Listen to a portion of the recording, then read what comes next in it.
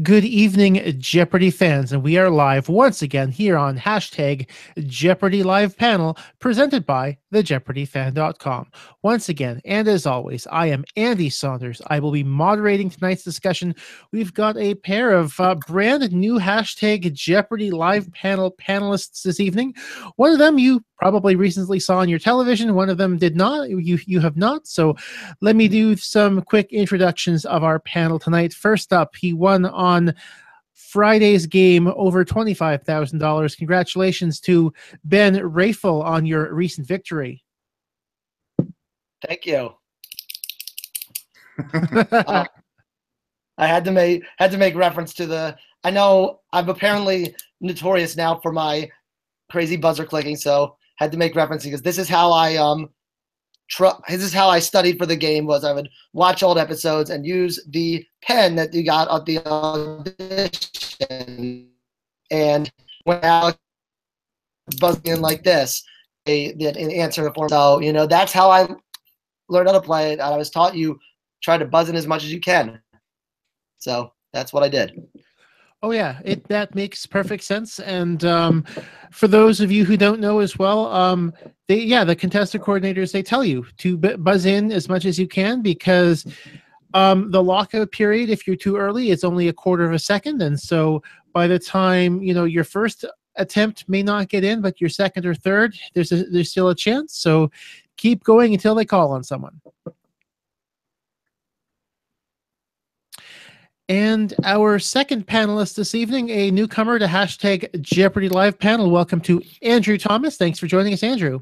My pleasure, Andy. After recording Complete the List with you the other day, I figured I had to complete the set of Saunders experiences. So, very nice. So I'm grateful to have you on. Ben, nice to talk to you as well. Congratulations on your Friday win. I think it might be a lag issue. I think Ben might be having a bit of a slight video lag issue here, but I'm having a little bit of tech difficulties here. Sorry. What is this? HQ Trivia? I think you're caught up to us now, Ben. I think we're good there, but yep. Sorry. That's okay. Sorry about that. No problem. Maybe Andrew, just a little bit on the tech side as well. Andrew, if you could maybe on your Hangouts, maybe slightly turn down your bandwidth usage, that will probably help Ben a little bit as well. I'm gonna see what I can do. Okay, so my first question for you guys, because you're both brand new panelists here, and it's a good one to start off with. I know I started this one opened with this question last week with Wilbur as well, but everyone, at least I get the sense that most Jeopardy players have that origin story, as it were, have that moment where they first became Jeopardy fans, as it were. And going back a few years, obviously for most people, but most Jeopardy players kind of have that moment where they first became Jeopardy fans. So I just want to ask you, both Ben and Andrew, how did you both become Jeopardy fans in the first place? Want to go first, champ?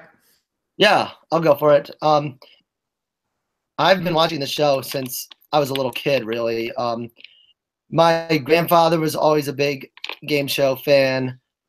I remember coming home and kindergarten, he'd be at my parents' house. He was retired by then, and he'd be sitting on the couch watching $25,000 Pyramid. But he always really liked Jeopardy as well. He would call us up 27 most nights to discuss as the fake music a big influence. And then when he got older, he would go over to my house, and so all my grandparents would watch Jeopardy together, and so I would watch. What really set things in motion, though, probably being old enough to some more of the answers. Ken Jennings' run was while I was a senior in high school. I remember I would like rush home from cross country practice or whatever else I was doing to watch his episodes that fall. Was like a pretty exciting deal. Like we'd watch dinner in front of the TV to see that. So yeah, things like that. As I mentioned in when I talked to like my alma mater about this, when I was a freshman in college, we had around our dorm room lounge and would watch Jeopardy every night at 7 o'clock. So yeah, it's been big part of my life basically forever. So yeah, it's always been a dream. So it was a dream come true. Fourth audition, twice for college, twice for the real show. Finally get picked for the show. Fly out to LA, do the whole experience, see the magic of television happen, and just it was a great time. Very nice, very nice. And you, Andrew, how did you become a Jeopardy fan in the first place? So I also have a grandparent-related story. I think many of us probably do. I remember just now, I was thinking about this in the last couple of weeks even, when I was 8 or 9, I was probably being babysat by my grandparents. And the 7 o'clock block would come on, and it was Wheel and Jeopardy. And at the time, I was a yeller and a shouter at the TV for all sorts of things. So Wheel was the natural fit for 8-year-old me, whatever letter I could think of. And my grandparents were suitably unimpressed. They was just, okay, you do your yell thing. And then Jeopardy would come on at 7:30, and suddenly they would be the ones, my grandmother especially, the one who was just focused in and into it. Then I found out that they had the book, the Jeopardy book. I don't remember exactly when it came out. It may have been 89 or 90, so I may have been about nine years old. And I remember reading that one cover to cover about all the details and everything, and realizing how little about, say, American history I knew. I grew up in Toronto, so I never had that sort of a background until much later. And then I was just as enthralled with the audition process as well, although I didn't get around to the college. So I'm in the pool right now. This is my 4th time through also. So here's hoping the 4th time's the charm. And at that point, it's also been kind of on and off for me when I've been watching it regularly, just because the timing of it all versus different hours, etc. But I've been following what's been done with the archive and when the various tournaments came on. But recently I've been able to watch on a daily basis because I've been able to sync it up with my gym time. So I've been a much more active viewer over the last year to year and a half, just because it's been able to sync up pretty nicely with that part of it. So of course now I'm the guy that everyone knows as the guy who watches Jeopardy at the gym. But there's far worse things you can be called, for sure. Yes. Now, I just want to take a quick aside to some of our viewers. We generally won't be talking much about tonight's game, but if it happens to come up in conversation, so be it. But all of my prepared questions are in fact about last week's episodes. So do keep that in mind if you're viewing tonight. Also, if you have a question for our panel tonight, you can always use the hashtag Jeopardy Live Panel on Twitter. We also have a YouTube chat available as well. So, at least by my experience, this question's more for Ben, but at least in my experience, it seems like the majority of people end up discovering Learned League after they've been on Jeopardy. And I think, Ben, you definitely have been a member of Learned League for a while. I'm not quite 5 years. 5 years. That's about, actually, ironically enough, that's about as long as I've been on. But yeah, how much do you think Learned League helped with your preparation? Just getting that sort of breadth of knowledge that Learned League covers really helped. I mean, I can't remember specific Learned League questions that may have come up like in my Jeopardy games, but I do know that that when you do something like Learned League where you have to answer classical music and you have to answer art, as well as like I get real mad whenever I miss a sports question or a pop music question. Like when you have to have that breadth of knowledge, it's really great prep for Jeopardy because really, as we saw, like basically anything can come up. Like who knew I was going to get on hammers, like, and just learn something like Learned League really helps to prep for that because not only is there that but also you have to go from one to another quickly. Like you can't just I mean, there are mini leagues and there are one days that are more specific topics. And just a quick shameless plug for any llamas out there. I'm helping to Smith a sports in January, so that's gonna be really fun. But on a regular Learned League game, you know, there are 6 questions and they're on multiple subjects. So you go back and forth from like a math question to a world history question is really useful when, you know, your mind has to think in many ways, like when you're up on stage at Jeopardy as well, when you're bouncing from category to category. So what was the one last week? There was a question that came right off the Tournament of Champions, and it was name one of the 4 countries that's entirely below the Tropic of Capricorn. And immediately I thought of Jason Sterlacki, whose Learned League prowess is well known to many of us. And sure enough, the next day he had a nice little message up on Facebook on one of the discussion groups with "You're welcome," and then a screenshot of his Final Jeopardy performance. But it's funny how many of these things seem to overlap. Maybe it's because we remember them. Maybe it's a coincidence. Maybe it's just because these things are flowing around the trivia world or at around the same time. But these things just happen to be by coincidence a lot, just because the world of great questions is finite. So just from having watched episodes and gone through old Learned Leagues and even new ones, it's funny how much you can get a little bit of overlap. But I agree very much with Ben that just having that kind of a defined areas of breadth of knowledge, the way that Learned League does it, particularly into all those categories, gives you kind of an idea about the kind of breadth you get in other areas too, even if there are some slight differences one way or the other between the sorts of material you're going to get. But absolutely, I think there's enough of an overlap that it must help to study one versus the other, even if it's just fun to study one versus the other. That is very true. And I will say that for example, the Jeopardy art and classical music canon is significantly smaller than the art and classical music canon that that Thorsten uses in Learned League for sure. I am reasonably good on Jeopardy's art questions. I am terrible on Learned League art questions.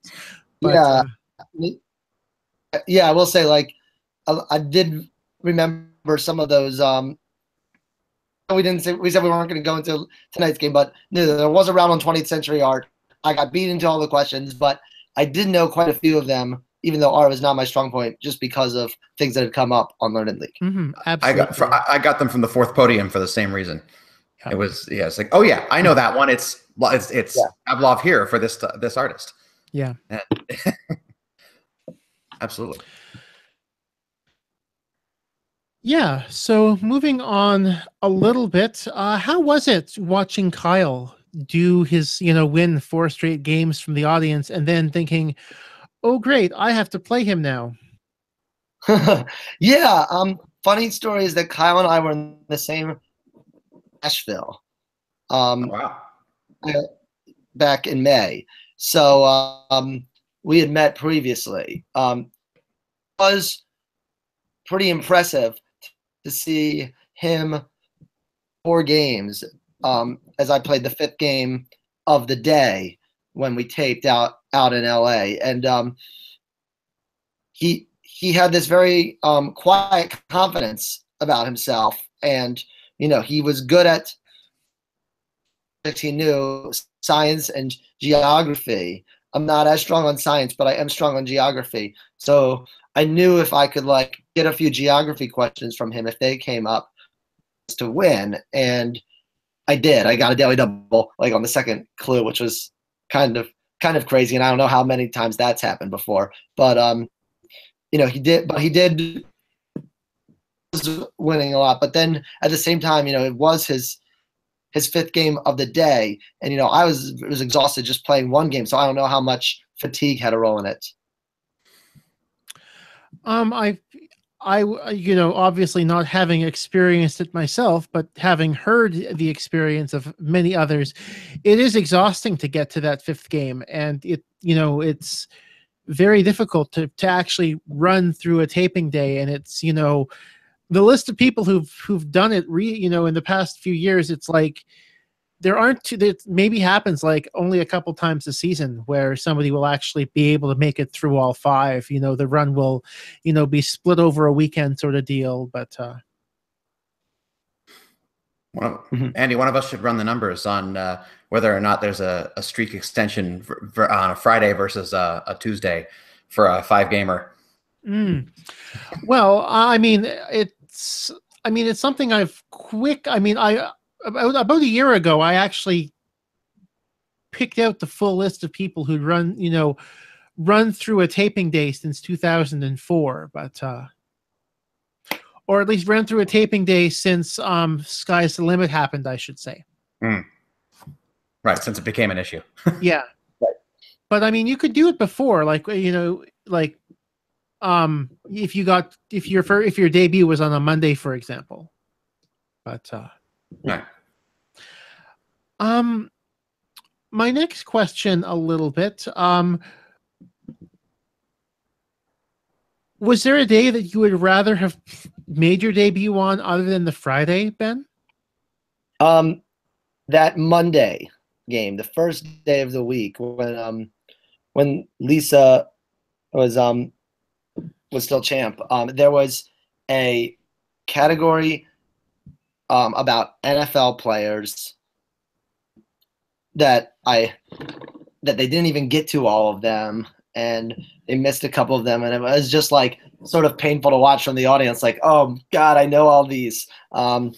And then in Double Jeopardy, there was British prime ministers, I remember. So that's the day I can think of where I would have done pretty well. The game that I am glad I missed was one game I'm glad I missed was Kyle bet when he was doubled the 2 contestants at the end, and he bet $1, which I think was a very, considering you can't tie anymore. But, I did know Robert's Rules of Order, but like that game in general was very tough. And the other game I'm glad I didn't do was Tuesday, because I would have never come up with Council of Vienna. Makes sense. Yeah, I got that one playing at home after about 15 seconds of thought. It was that was not as much. That was definitely the toughest Final Jeopardy of the week, I'd say. Council of Vienna. Absolutely, it's the one I bombed out on. So I had literally never heard of it before the question. So it's always nice to get something educational, but a little less nice to get something humbling. I guess Treaty of Ghent. That was my guess, because I had nothing better. Yep. Yep.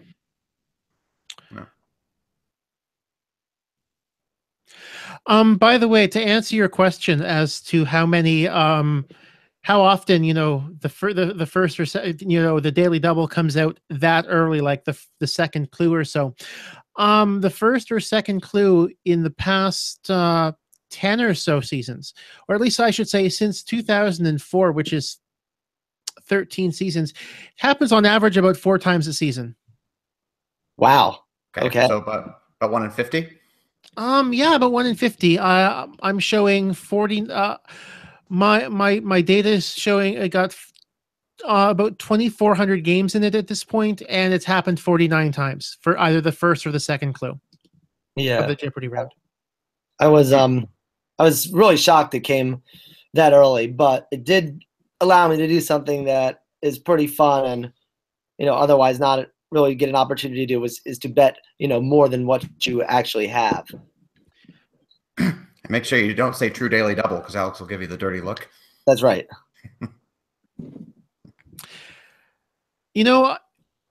After watching Austin Rogers in his last game, you should always say, even if you're making it a true Daily Double, just say your score anyway. because, or if you're going to make it a true daily double, just say what your score is. I think that's actually why he ended up getting the extra 1,200 in that game, because they came back and said one of his pre-daily double responses was actually correct. They determined that over the break. And so I'm thinking because he'd actually said 1,400 as opposed to true daily double, it meant that they actually ended up giving him that extra money back that he wouldn't have had, because had they originally ruled him correct in the first place. Just because if he'd said true daily double, the obvious implication was that you're betting all of your score. But interesting. Yeah, an interest, something I picked up on back when that happened for sure. You did very well on stage names the same. Woo! That was, I would say that was probably, looking back at my own game chart, probably the number one reason why you managed to have the lead you did going into Final Jeopardy.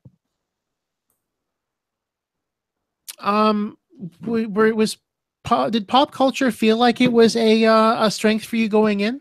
Always. Yeah, pop culture felt like a strength. Especially with pop music. I mean, I got two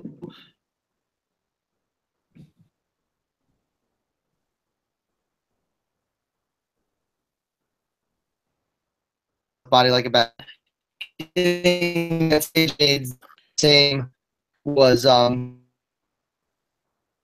as well just that, and actually knew the 2001 Lucille Lusser, because before coming out to California, I rewatched the Cheers episode where her name, the famous Clavin, yes, says who are three people who have never. That's how I got Lucille Lusser. Yeah, I never knew Jamie Foxx's real name before that one. Sanford and Son, and then that it was a puzzle kind of that round, but at the same time it was there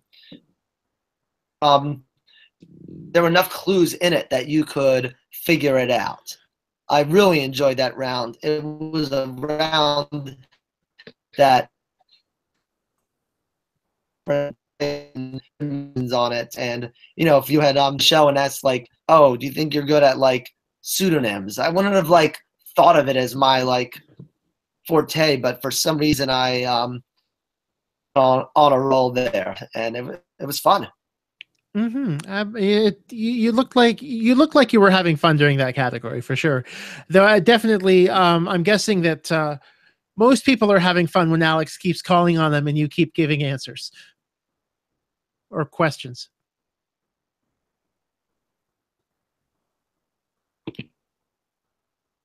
Agreed. Yeah. Okay. So, how did you find the signaling device in terms of, being able to, were you able to pick up Alex's voice pretty well and get the timing down, or were you, how much did you feel like it was something that was coming and going?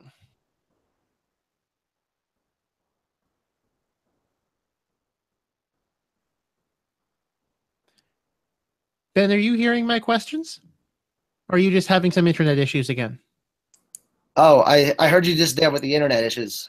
Okay, sorry about that.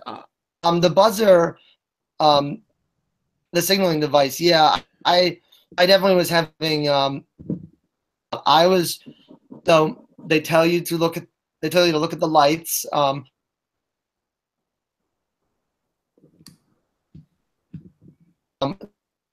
Voice, and maybe I was ringing in a little too. It's maybe I shouldn't have held it so high in the air. Maybe I should have like held it under the podium. But well, I mean, sorry. Throughout, did I really feel like I had it down? Well, I mean, in terms of up versus down, again, it's a matter of, personal preference as well and what feels comfortable to you in terms of trying to get in as quickly as you can, too. So, I mean, you certainly can't, I refuse to begrudge anyone based on where they happen to hold the buzzer and how they happen to ring in. So I was wondering, and this is a complete shot in the dark that I have no evidence of, but I was thinking about Scarlett Sims when she, the Kingslayer, when she took down Austin Rogers. And she was saying that on her first day, she had this natural rhythm and she felt really good about it. But then on day 2, when she moved to the champions podium, it was like it had all gone. And I was wondering just offhand whether or not there was just a little more give or less give in the buzzers that would have affected the timing one way or the other. Just because it would take longer to reach and connect if the spring was different or something like that. But this is because I'm thinking with my engineer brain and wondering if there's anything we can do to randomize it over time to make these things wash out. I have no idea whether or not that is the case, but I mean, all these little factors must, work together just one way. Just over time, I wonder if there would be those kinds of differences that would affect whether or not it would go. And you can't test it, so you can't really tell whether or not that's actually what's driving it. What was your feeling based on that, having played at both podiums?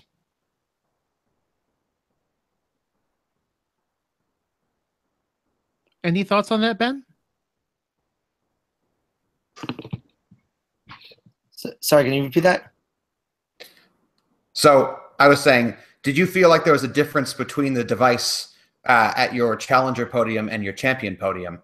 Because I didn't. It sounded like other people might have had a feeling that it might have been.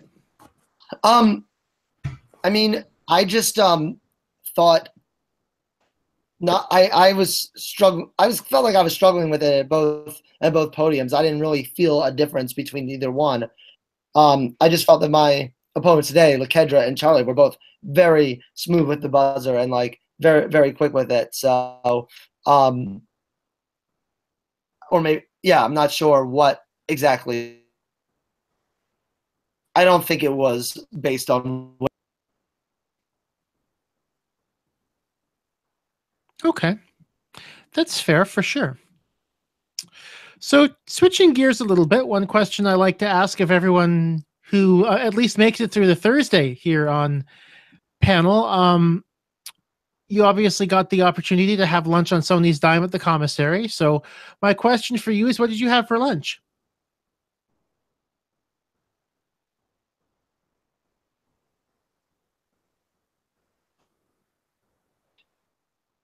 We got did you ask what I had for lunch? Yes, I asked what you had for lunch. Oh, gotcha. I had a BLT sandwich. I think just the water. I don't know if I had anything else besides that to drink. I'd already had plenty of coffee that day. More than enough for the per diem that we were given for the Sony cafeteria, which had the nerves not been there as much, I would have liked to or when I would have had like more of an empty stomach and not been some, but the BLT was good. That's good. Good. Good to know. No issue, no problems there. The BLT, I think, is a popular choice amongst some of the people who've been on live panels. So that's nice. Oh, interesting. Yeah. Definitely. You're not the first person, and it also will make the quote unquote meat lobby happy that I sometimes get from people here on panel. So that's funny. Mm-hmm. So how different is it watching Jeopardy now compared to before August when you taped? Sorry, before August when I taped, you were saying? What's the difference, between watching Jeopardy before you taped in August and after you've taped? Like, how different is it watching the show now for you?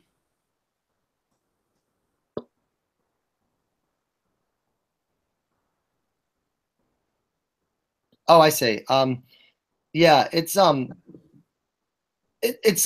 lot different, and first of all, the experience, as I've told people, really gives me a ton of respect because I never seen a TV show being shot before, so it gives me a ton of respect for anyone who works in television, who works in production in that way. Just like all the different aspects of it, really, really cool to see it all come in place and produce a 5 30-minute TV shows a day.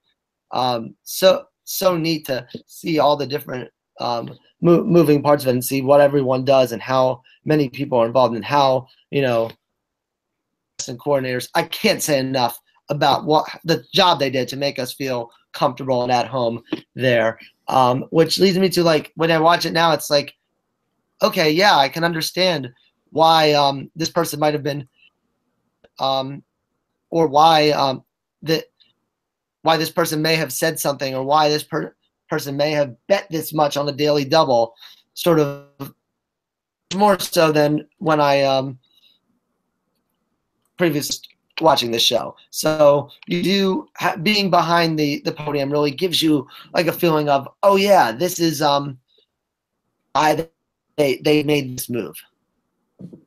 Mm-hmm. Very nice, very nice. Now, did you have any watch parties? I had two. I had one on Friday night, and I had but because it was a Friday night, it actually, like, well, it was good and bad. In Boston, they preempt nights, which kind of sucked. But at the same time, that meant, like, I was holding this watch party, and it was like the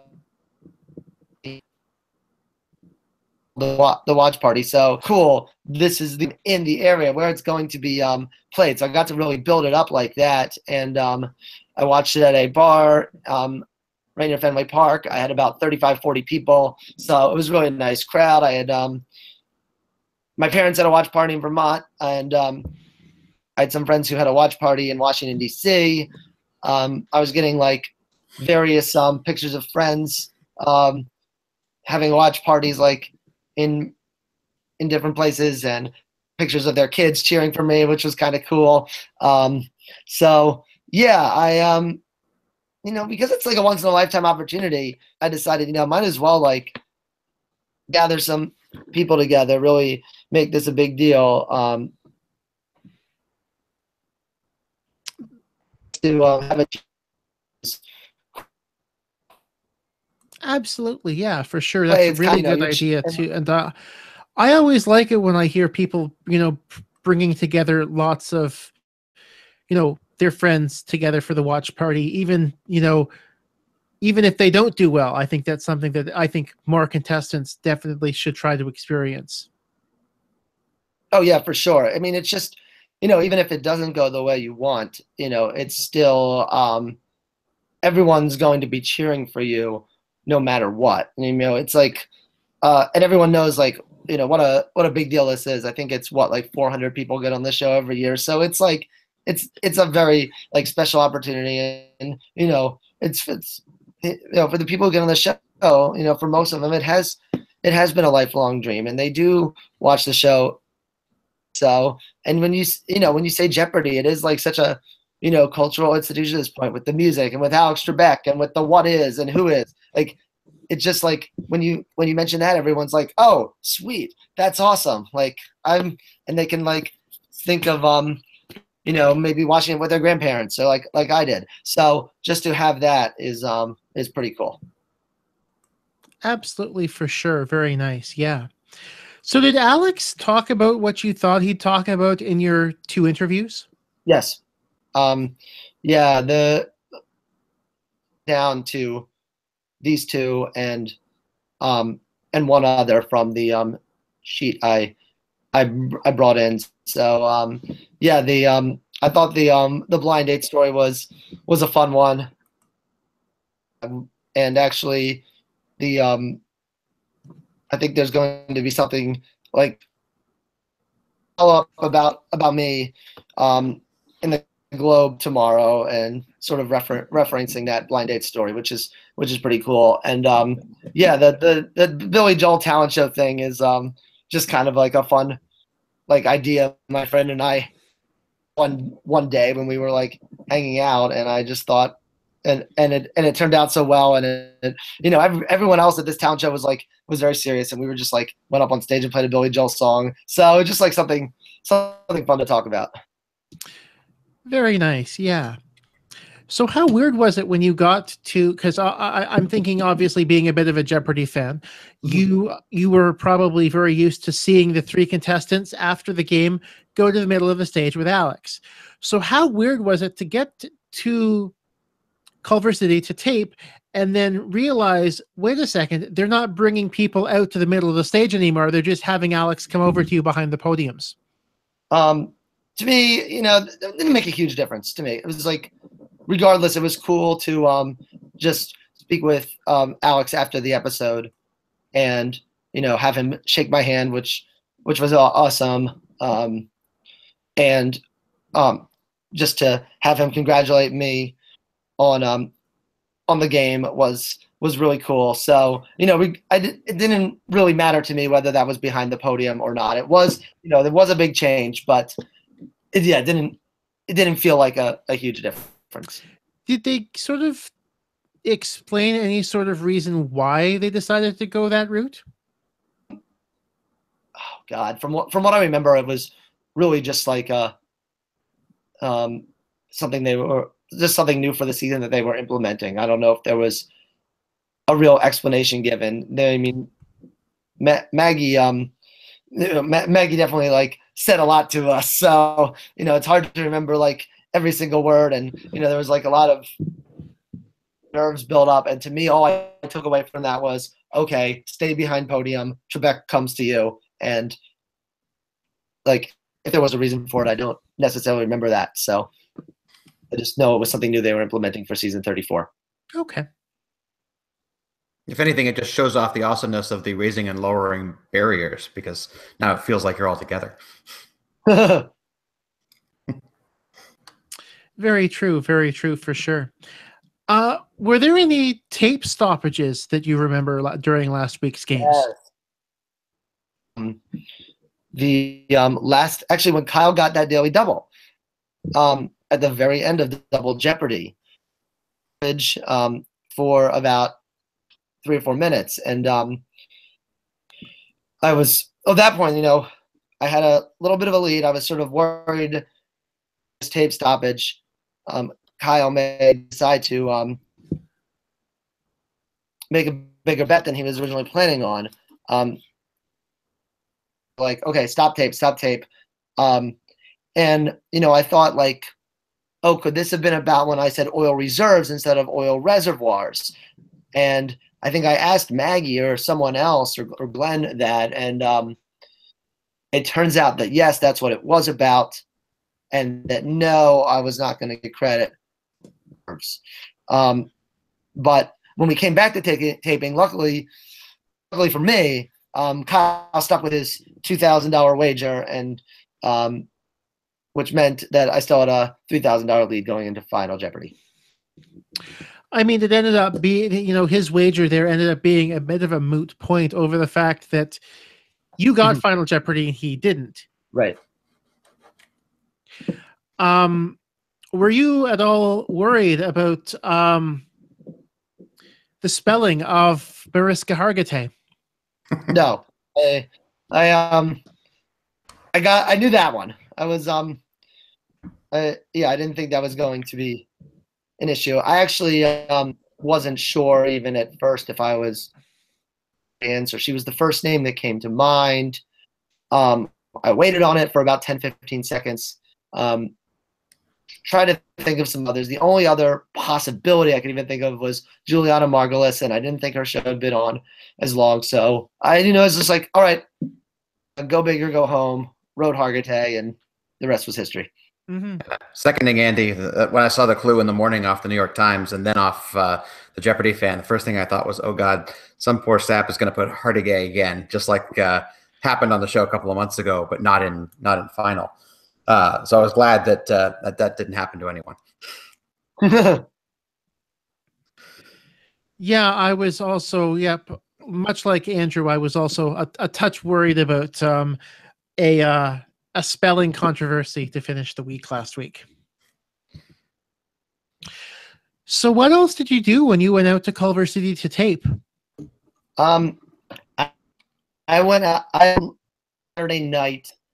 The whole fam, my parents and sister all came out there as well. Let's see, did a whole bunch of stuff. Sunday we went to a Dodgers game, and I went to a trivia night. I forget the trivia. I forget where exactly it was, but yeah, went to a trivia night with some old friends who I used to do trivia with when I lived in Washington D.C. So that was cool. Monday, the rest of my family convinced me not to stay at the hotel and study, and instead to go to Malibu. I thought ended up being a good decision because it was nice to get out to the beach.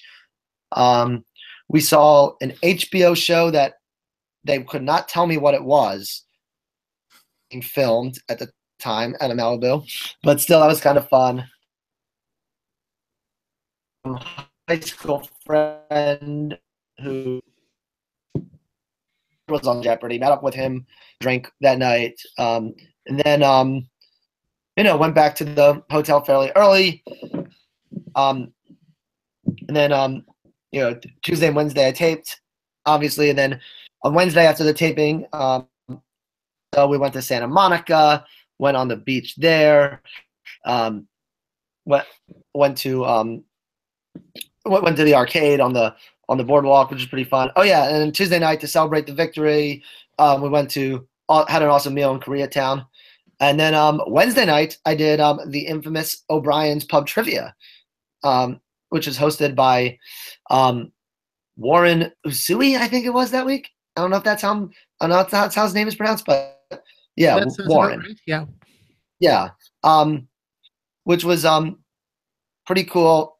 It was the first round was really tough because it was like a lot of every answer was sort of connected to the last one. The second round was a sort of a more conventional pub quiz. That was sort of more up my alley, but still a really fun quiz game, really challenging. Some cool like handout rounds that you got to work on as well. And after that, I got to meet Brad Rutter and Pam Mueller, both longtime Jeopardy champs and both regulars at the bar. So that was pretty cool too. That was a great way to end things, because then Thursday morning I headed back to Boston. You're making me envious here. Yeah, me too. So, Andrew, did you have any questions that you wanted to ask at this point? Because my index card is finished. Usually I'm just going over the whole list of other trivia things, and well, Ben's been a Learned League guy for a little bit longer than I have. This is my 16th season, so I thought I'd been in for a while, but you've definitely got that going. Actually, let me ask you this: since you did the O'Brien's quiz, and you've also had other exposure to great trivia, how are you going to keep that up in your day-to-day life? Because I know I'm trying to find something like that good here in St. Paul, and it's tricky, and I haven't even been to the show. In St. Paul?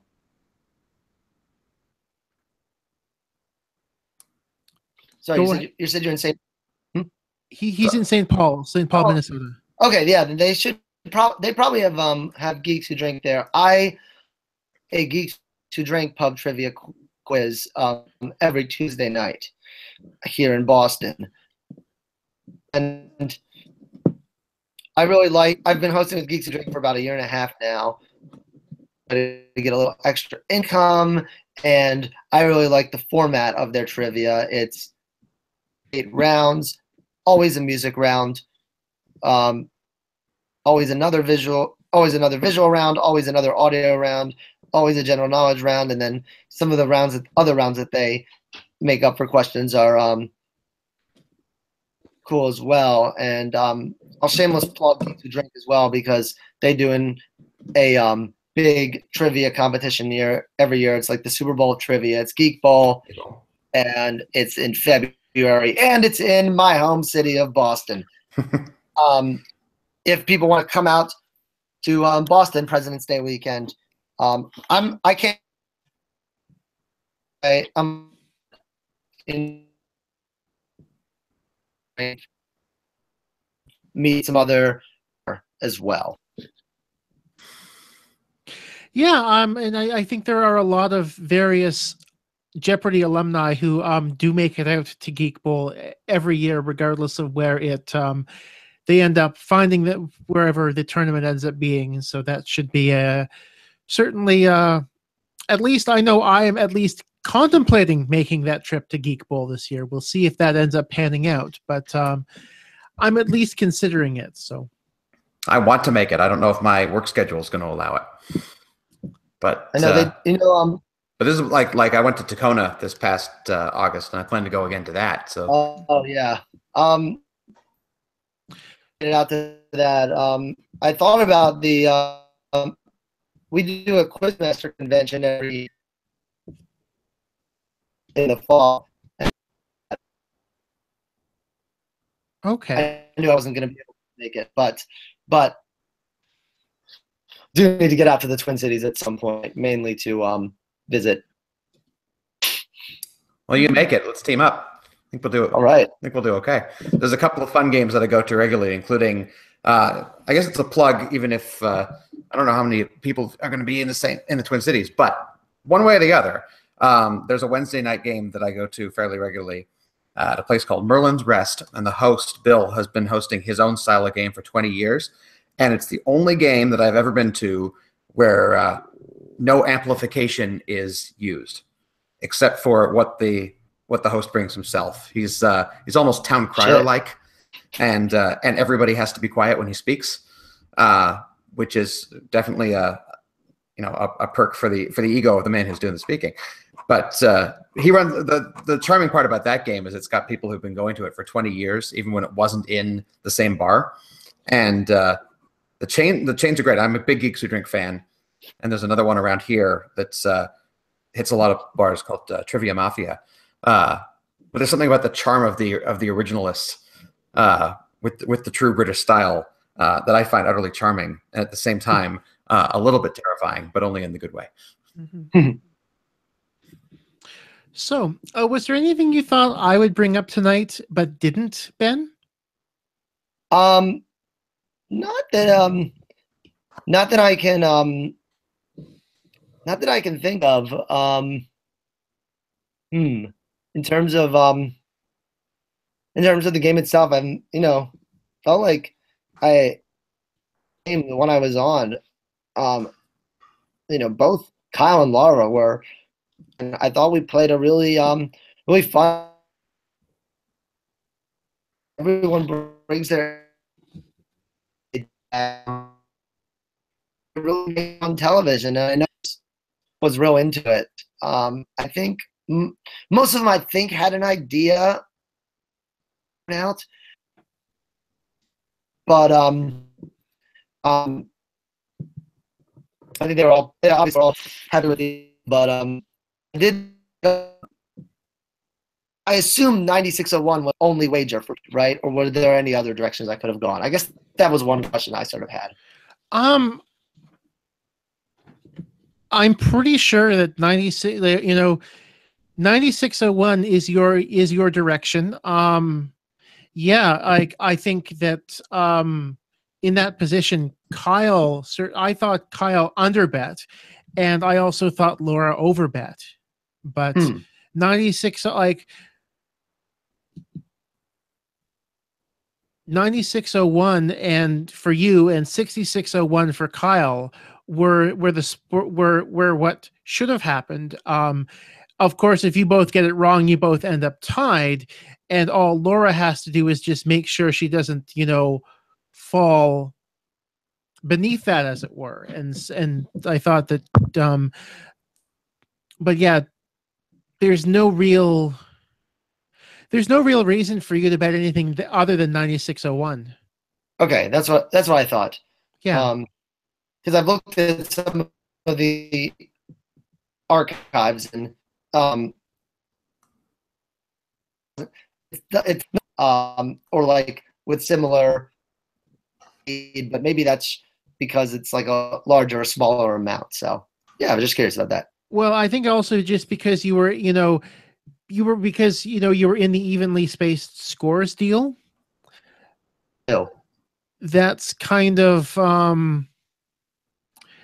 it's one of those situations where you're more likely to end up having a tie just because of that deal, but there's no way to avoid that. 9601 is still your best bet. Mm-hmm. And cool. Yeah. And he knows that I'd be tempted to bet 9647 even if it was slightly suboptimal. Makes sense, but yeah. But, well, to be honest with you, Andrew, yeah, this would be a situation where 9601 or 9647 would be terribly suboptimal. Yeah. Just because, again, because Kyle would have had such an incentive to just bet the 6601. Right. Right. It's a shame it wasn't as easy as it used to be in the pre tiebreaker era, because then the optimal ones are it's the magic of that is gone, and the tension remains. Well, it's not gone, but it's less than it was, just because. So there hasn't been a tiebreaker yet, correct? Other than like a tournament, right? Their rule change has had its intended effect in that there literally has not been a tie since they've implemented it. So,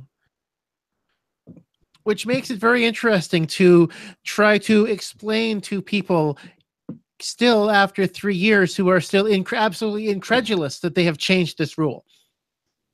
Mm-hmm. Oh yeah, like it seems to come up. Well, I think it came up a lot on Wednesday when Kyle made that $1 bet, which was incredibly smart.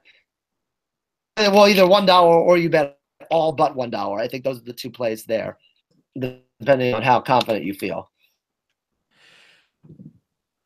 That again,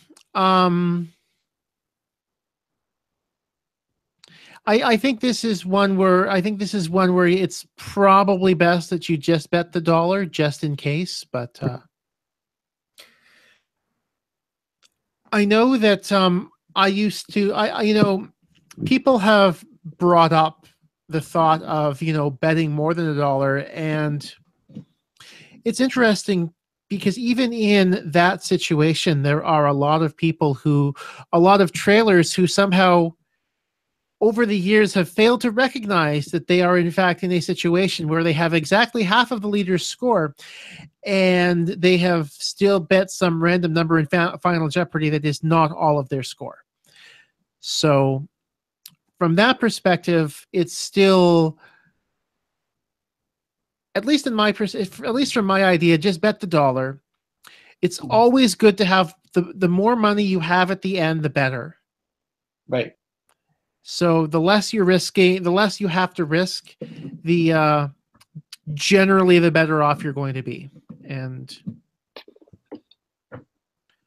so I may have missed this if you guys talked about it, but when Austin Rogers had his $69,000 game, I mean, he was clearly making his excessive wager for the sake of getting that score, which was nice.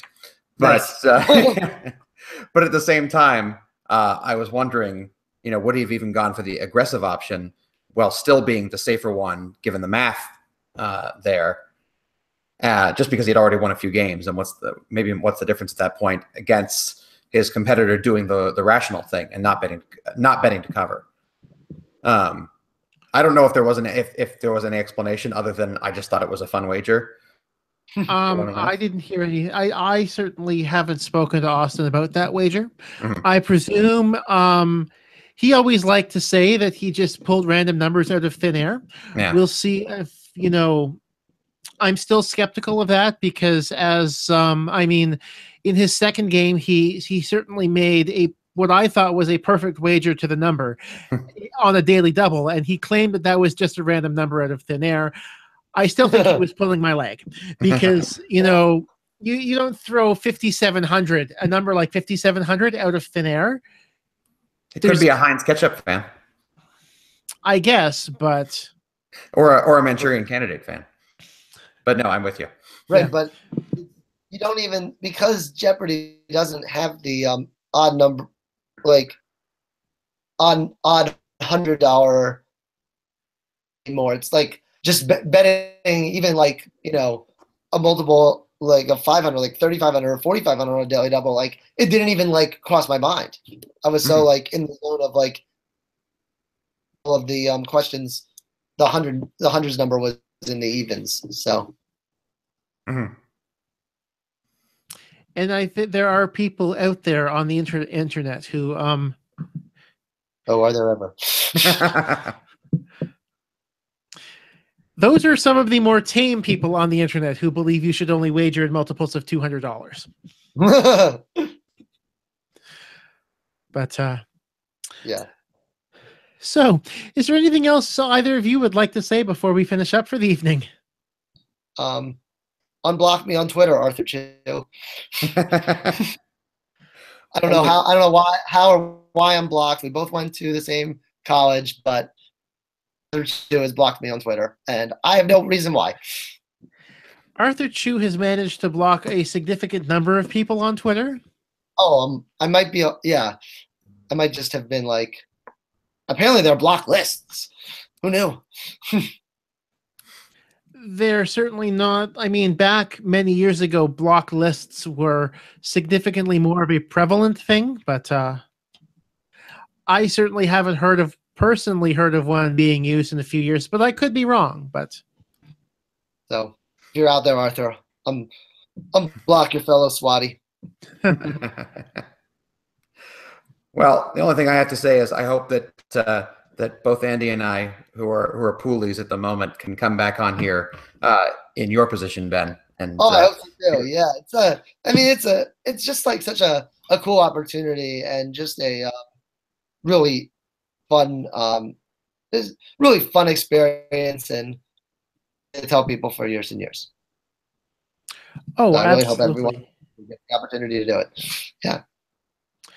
Hopefully, in my case, hopefully we get to a point where I say I got to meet Alex Trebek for the second time, but because I will definitely probably be playing up the I got to meet Alex Trebek for the first time after what happened at my audition for a long time to come.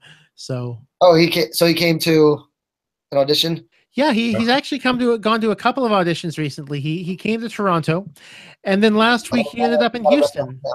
Oh, good for him. Yeah, that's great. Mm-hmm. That was the week. The week I taped was right after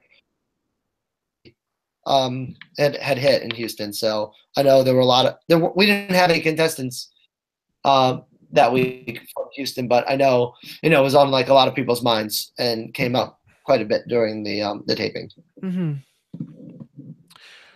Okay, so on that note, I'd like to thank the two of you for joining me on tonight's panel, and also for the few people who joined it, who watched the live broadcast. Thank you very much, as always. So once again, we'll be back next week at 9:15 p.m. Eastern next Monday, December the 18th, with another episode of #Jeopardy Live Panel. So for Andrew and for Ben, I am Andy Saunders. Thank you very much for joining us this evening, and have a great night.